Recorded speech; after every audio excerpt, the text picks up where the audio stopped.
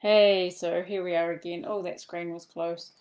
Um, this I've been thinking about this topic for some days, and I would like to concentrate on sin. How's that for a loaded word? What do you reckon? Sin, sin, sin, sin, sin. So, when I looked up the meaning of the word some years ago, of course, we hear the word a lot and we often think immediately it's stuff I do wrong. It's bad things, it's evil things, it's me being a bad person. But actually, the word means to miss the mark, and it's also a word in Arab. Think of an archer pulling a drawstring and then the arrow going forth, and the arrow doesn't hit in the center, it hits to the side. Sin is missing the mark, missing the way. And the root word is hata. Can't say it fully, it's a Hebrew word. So the meanings in scripture that it has, I have my notes here. To miss to miss the goal or path, to incur guilt, to be lost, to purify from sin. So the actual root word hata has actually the opposite meaning as well. Don't you find that interesting? So if we sin, we're able to fix the sin even in the root meaning of the word. I like that a lot.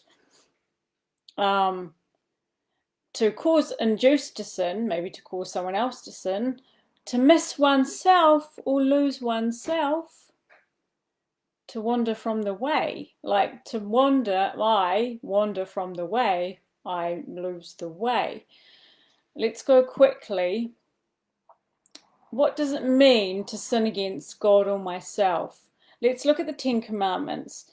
Do not bow down to another god. Do not have idols. That missing the way, that sin breaks relationship with God. What about do not covet, do not steal? That sin, that missing the way, breaks relationship with people. Every sin, every time we miss the way, we break relationship. So think of the original sin. Adam and Eve missed the way with God. Think of the second sin that was recorded in scripture. Cain killed his brother. You can't get a worse offense against somebody else and a worse way of breaking a relationship than that. So when we think about sin, it actually means we're missing the way in relationship with ourselves, or primarily first with God, with ourselves, and with another person. So even the idea of sin is about relationship and losing oneself in the process. Proverbs 8:36 says, "He who wanders from me injures his own soul." That was one translation of the verse talking about God. He who wanders from God, misses the way, or sins, injures his own soul. The NIV translation says, "Those who fail to find me harm themselves. Those who hate me love death." So when we miss the way, death comes. When we sin, miss the way, death comes. So let's start thinking about sin in a different way. Let's think about it as injuring ourselves in terms of our relationships with God and with people. I want you to go and read the Ten Commandments or look at the two greatest commandments in the New Testament and think about it differently. That the whole purpose of us, like walking out of sin or walking away from sin, is to live in freedom and beauty and truth in relationship, especially with God, with ourselves, and with other people. Let's deconstruct these loaded words to really understand what they mean and God's heart.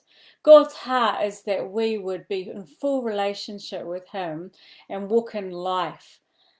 When we don't want to wander from God and injure ourselves, because that's ultimately what it is. So, wow, I feel so much loveliness on that. Let's read it again. Ah. He who fails to find themselves, or he who sins against God, it says in some translations, harms themselves. Let's not keep harming ourselves. Let's find the way. Okay, we will continue this topic. And since last time we talked about death, how death came into the world, let's remember that when Jesus went to the cross, he fixed up every missing the way that there was. So let's concentrate more on that next time.